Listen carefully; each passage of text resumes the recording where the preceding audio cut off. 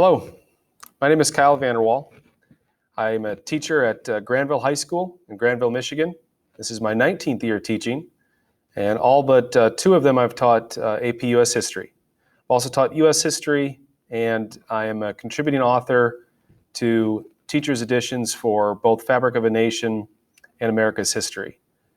In addition, I'm also a part-time PhD student, and I'm focused on studying migration patterns. So I'm excited to present to you today as we focus on finding ways to structure content and skill concurrently. You can see my video feed here is going to interrupt some of the slides. I've previewed it and then doesn't interrupt too many of them, and where it does, I'll be sure to fill in the blanks. So welcome. I'm excited to talk to you today about how we can make content and skill breathe the same air. So our session goals are pretty truncated to only a few. One is we're going to focus on period 5. As it's December, most people are in or around period 5, and the goal was that you could use some resources specific for Reconstruction so that you could take these, edit them, and make them fit to your classroom. So everything that you're going to see today is going to revolve around the content of Reconstruction. However, as you'll see, the skills that we're going to focus on are going to vary. We're going to look at contextualization first as it relates to writing, not necessarily thinking in context, which of course is crucial. All historians agree that to get students to think in context is one of our more important tasks. However, what we're going to be focused on is writing contextualization. We'll also be focused on getting students to advance in interpretation as they develop arguments. And we're going to look at an entire lesson, which you can teach over the course of 1 to 2 days, depending on the structure of your school, where it takes primary source documents, secondary source documents, and historical writing as well. So hopefully you'll leave with some robust resources that you can use in your classroom. We'll also be looking at Fabric of a Nation at the end of this and discussing how some of what we've talked about really fits the design of Fabric. So let's start with contextualization. It's one of the most important concepts we'll teach students. And so on the one hand, for at least teachers of advanced placement, this point serves a particular purpose in writing. But as I tell my students, I'm also trying to get them to think through habits of mind, things that historians, how they interact with content. So the goals for this part of the session are going to be to understand the characteristics for contextualization. And what I mean by that is, if we simply told students to approach contextualization by establishing broader processes or broader understandings in history, our brightest students will no doubt be able to do that. The concern becomes, can all students understand what we mean when we say that? And so what we're going to go through are some particular characteristics. And the nice thing about teaching through characteristics is that it can be applied to really any content, and that's the goal. We'll also get a template for students. I believe that you can teach students how to write with templates, so you can give them formulas without being overly formulaic. And the goal will be that you could actually use this with your students to further their understanding. So when we think about conceptualizing what it is, a lot of people talk about it's the bigger picture. Some people say it's the Star Wars intro, maybe previously on. And those, no doubt, I think capture, in students' minds, a way to understand it, at getting from so this pop culture Star Wars idea to what it's like to actually write about contextualization historically. So the characteristics that I mentioned, one of them is to give students a big historical development, right? So trying to find ways to differentiate between long-term historical developments that could be applied to really any concept ever. So for instance, if we were to say trade, that's pretty broad. That could be connected to too many time periods. If we said something like species circular, again, very, very specific. So we want to try and find a middle way of understanding that. And maybe what we're going to focus on are different words that we could use that are really relevant to what students already have to know, so we might as well use them. So we're going to try and define big historical developments better for them.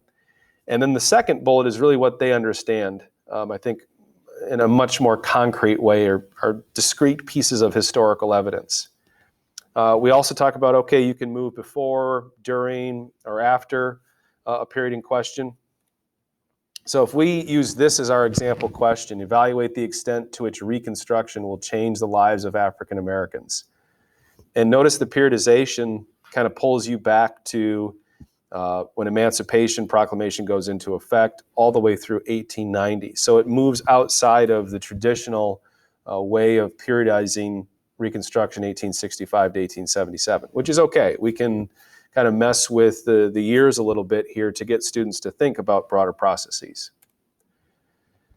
So sometimes it can help students to get a graphic organizer going so that they can start to envision what this can look like. So in the middle here, we put the time frame.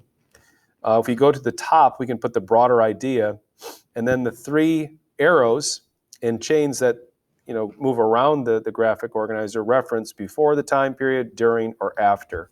Students only have to really use one of these when they're writing contextualization. The arrows on the bottom, middle, and left indicate our 2 to 3 facts. Remember, we said contextualization, the characteristics are big idea, a couple facts, and then we want them to link it to the question.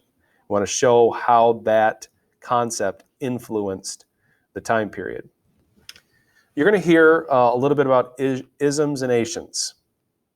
And a colleague of mine really introduced this concept to me.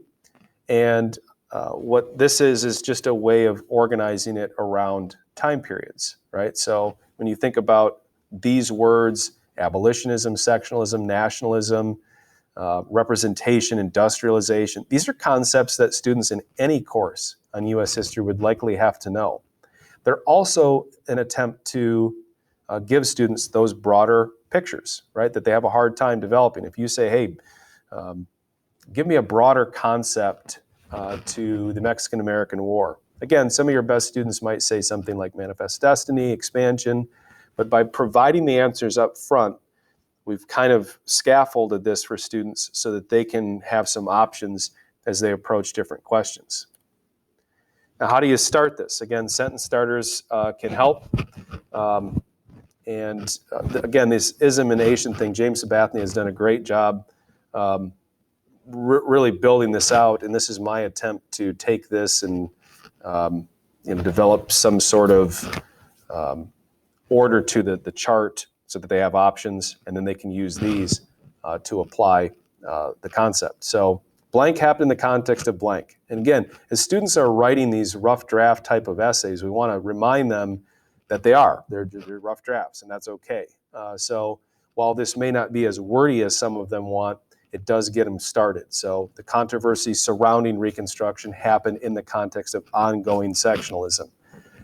That's a good sentence starter. If you were reading an essay and a student said that, you would think, okay, that is a broader process. Now let's see if they can build it out more. And here's another one using an Asian. Now, I'm going to move this here. Big idea, 2 facts, and a link. The link is nice because it shows how what they've selected influenced the question, which is key. Otherwise, it looks like, in from left field are these ideas, and we're not really sure that they know how they connect. Part of contextualizing history is making broader connections. So this takes the formula and gives them a sense of separate steps. So when I assign this in class, each of the steps here, big idea, fact 1, fact 2, link, those are separate processes. So we all work on one idea together. We select some facts and students individually write those sentences, right? So they slowly start to build this out. And I won't read this to you. You can pause this and read through it, but it really starts to distill from a very large picture of sectionalism to actual examples, Civil Rights Act of 1866 and the sectional reactions to that, as well as so-called carpetbaggers, Republicans, how that added to sectionalism in the time period of Reconstruction. And then again, pulling it back to the question, because remember the question is on African Americans. These factors are going to influence the battle for and against rights for African Americans during Reconstruction. So it's a way to kind of end the statement and pull it back to the question, which in an introductory paragraph most often leads into a thesis. So I like to show them clean copies because if this just doesn't look as normal, but giving them this version, that looks like, okay, that's pretty well built out. That's somebody who's been intentional. That's someone who has thought through what big ideas and what facts they want to use. And it looks like a completed product. These four match the characteristics. Big idea, couple facts with a link. So again, coming back to what are the characteristics? Remind students a big picture. But the Asian and ism idea just gives them some answers up front. Again, some students won't need to do that. They won't feel that it's necessary. They can develop their own larger historical processes, and that's fine. What this is about is meeting students in your class who want to do this and are just struggling. This gives them a path forward. Then after we go through this, I like to tell them, okay, let's turn this over to you. And again, if it's early in the year and we're in first semester, I might still give them some options. So if we're looking at these are all relevant isms and Asians to Reconstruction. They just simply have to pick one that they're comfortable with, which is going to give them some choice, and hopefully they'll feel empowered by that choice. What we want to do is encourage them after you develop a big idea. So I've selected transportation and expansion. Now you've got to bring a couple facts. You've got to substantiate that somehow.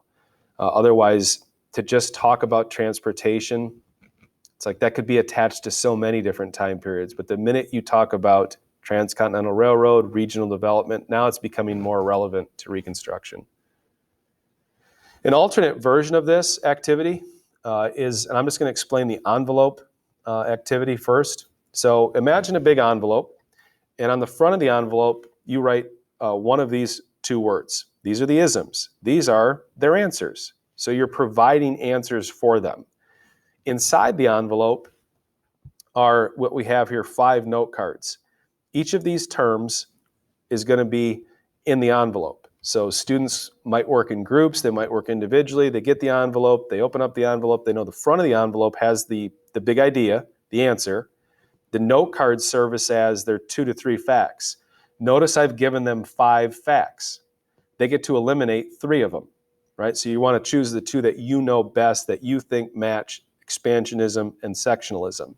What we're doing here is we're less concerned with them getting the right answer, and we're more concerned with can they get the process right? So if we've given them the right answers, it takes some pressure off, and now they're just working through the skill that we've given them, which is, again, back to contextualization. I think this can work on something digital if you're remote. Something like a Google Jamboard could work well for this.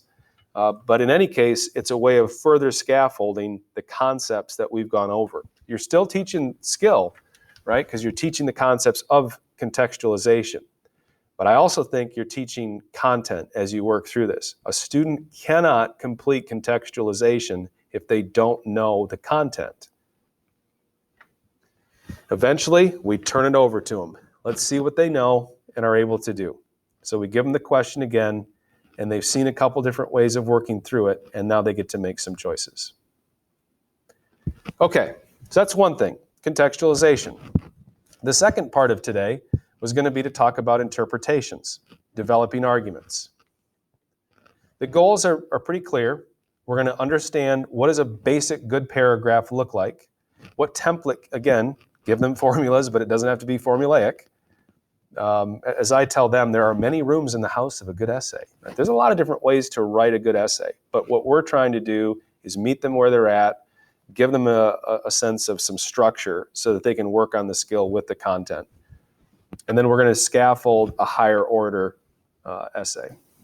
So again, we're going to use the same prompt today so that as you work through Reconstruction, hopefully you'll leave here today with a number of different activities related to the skills that they need to know and the content they need to know. So the fundamentals for really any good paper relevant to interpretation are you have a good thesis and you advance your thesis. How do you do that? You start with good topic sentences. And as I tell them, think of your favorite song, whatever song you love. I bet it has a beginning, a middle, and an end, right? And if the song were cut off halfway through, you'd be disappointed. Same thing when we write essays. In those paragraphs serve for a particular purpose. We're trying to shepherd our thesis through that essay. And the way we do that is to take the thesis and build it out in separate paragraphs. So here's a thesis that could work for this question, and let's go back to it just for a second. How did it change lives of African Americans? So the thesis recognizes that there were dramatic changes, that legislation passed by Republicans, efforts by African Americans, both redefine freedom. However, there's a counter-revolution, and these counter-revolutions further the continuities of racial subjugation. So then we end with a sort of line of reasoning of, okay, so therefore, what's the takeaway? The takeaway is these changes that occurred and changed the lives of African Americans were less than revolutionary because of retrogression. Now, the thesis itself, it's going to have a few characteristics. It's going to answer the prompt, AP stand, right, and answer the prompt. It's going to weigh categories, so we're going to privilege one over the other, and you just heard me say, okay, there's changes, no doubt, but there's continuities. And at the end of the day, while the changes, as W.B. Du Bois and Eric Foner have said, while the changes lead to revolutionary changes in the 1950s and 60s and beyond, the end of Reconstruction ended without the realization of those rights that were originally intended. So that's the weighing part, using a historical reasoning skill and then coming up with the takeaway, the line of reasoning. So as you think through topic sentences, again, trying to give students characteristics. What do topic sentences have? You name the category from the thesis. You use the historical reasoning skill. And as I tell them, give the paragraph some momentum. When you think of building out things, landscapers build out landscaping. They give it depth. They give it meaning. When a student writes a topic sentence, they're building out more what they said their thesis was going to be. Of course, we also have content in body paragraphs. And as I tell them, after a topic sentence, use the skill, and you end that topic sentence by coming back to your interpretation. Frame that paragraph well. So this is an example. Here's the thesis, right? Legislation passed by radical Republicans. That could be an entire paragraph. So what would a topic sentence look like? We're going to get a little bit more detailed. So African American lives changed dramatically because of legislative and constitutional changes enacted immediately. By whom? Republicans. So we're looking at legislative on the one hand and constitutional on the other, and we're saying the change was dramatic, and it was. The 13th, 14th, and 15th Amendments and the Civil Rights Act of 1866. Those are dramatic changes, so it fits the thesis. Now we have to get to content, right? We have our topic sentence, we did that. We need some content, and we have to have a beginning, a middle, and an end. So we move from topic sentence to content to circling back to our interpretation. And I'll allow you to pause this and read through it. As you can see, there's not a ton of content here. There's only a few examples. But what we're trying to do, and I highlighted here, is consistently come back to that which was stated in the thesis, which is these things represented change. Change, alteration, important change. You've got to keep circling back to that concept. Now, if you were to move to a different level, one with more of an interpretive of commentary, one with interpretation, now it's going to get more complex. So the topic sentence is really going to stay in many ways the same. That's not going to vary that much. But the difference I hope you see here is in the second bullet point. It doesn't have to go in this order. Obviously, again, there are many rooms in the house of a good interpretation. But a lot of the best responses are going to be very patient. They're going to build out part of their argument and then get to the content that substantiates their argument. The way I ask them about it is, Why not use some language from the question? If this is about African American lives, talk about that. What were African American experiences like at the end of the war, at the beginning of Reconstruction? What were the attendant debates about what power government had to affect change? Work through that a little bit before you actually get to naming the content. So, and again, here are some steps we can say. You could reorder this however you wanted to, but for many students, what they see here is a layered approach.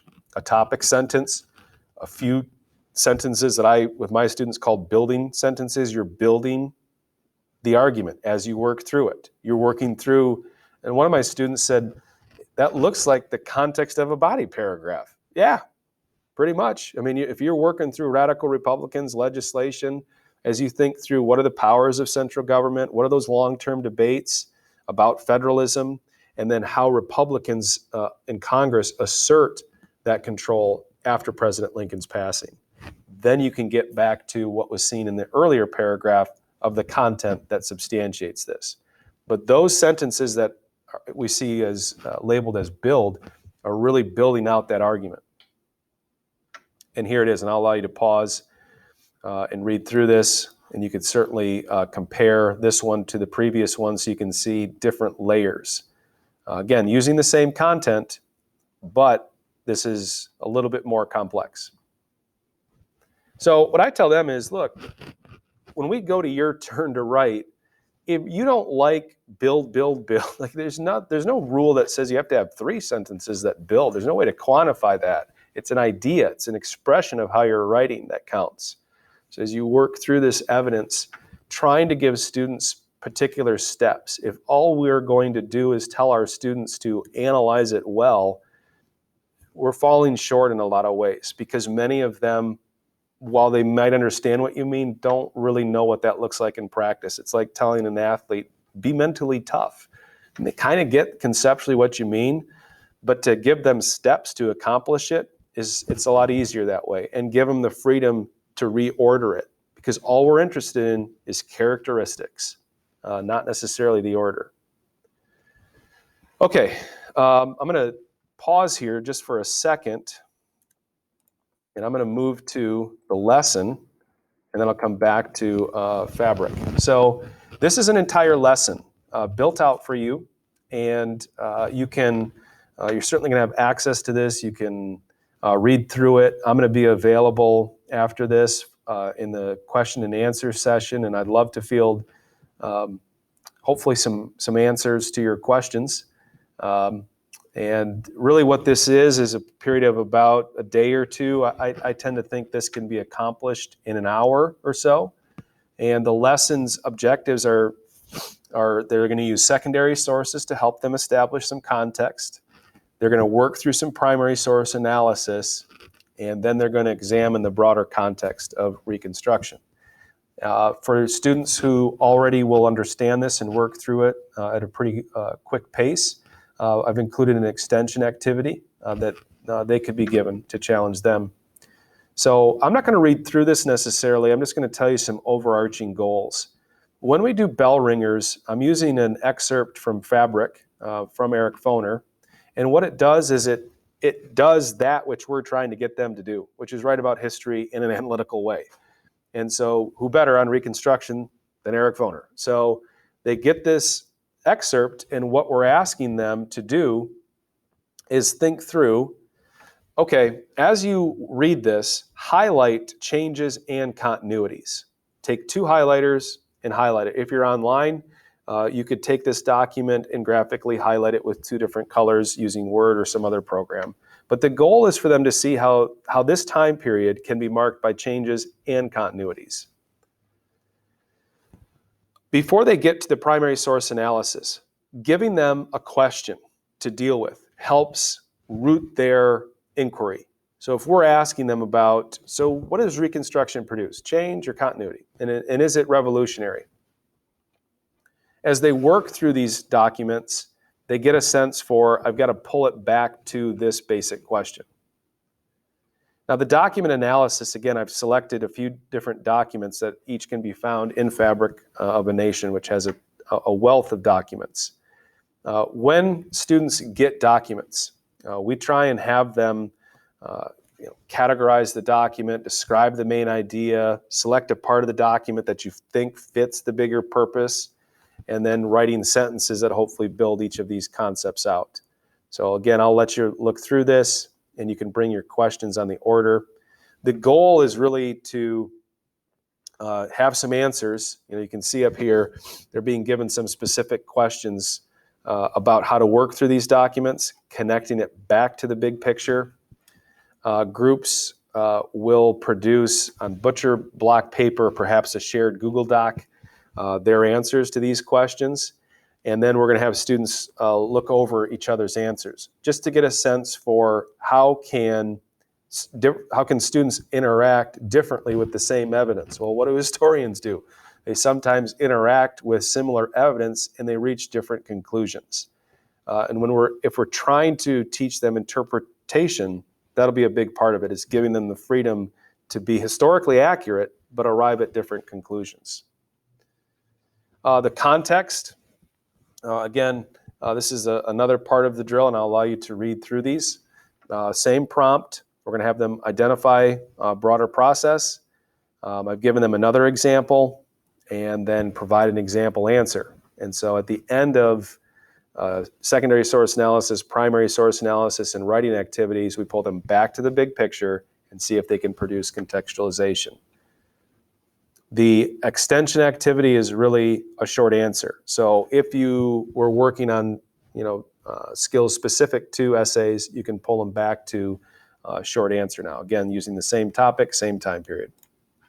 Now, what does Fabric have to say about all of this? Fabric of a Nation is a book intended to have students have less emphasis, not on reading, but on reading everything. It distills it to the focus points that are absolutely essential for success in the course. And it also seeks to do what we were just doing, where we took content and skills and built out specific lesson ideas.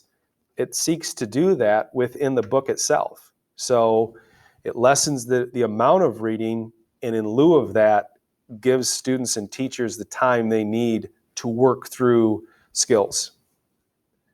And it's scaffolded. So across the 3 periods, periods 1 through 3 are heavily scaffolded, 4 through 6 less. By the time you get to 7 through 9, students need to be working almost independently on this. You move from you really being the facilitator to you guiding them to them independently practicing. It's based on modules as well, which is something more of a rarity with textbooks, that it moves through the course in close conjunction.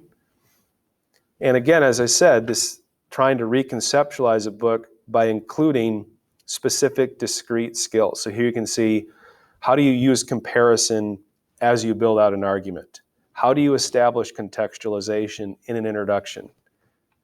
How do you work through categorizing basic information in period 2 to now building out listing, categorizing, weighing, and getting to more nuance by period 5? So you move from, again, heavily scaffolded to less scaffolded.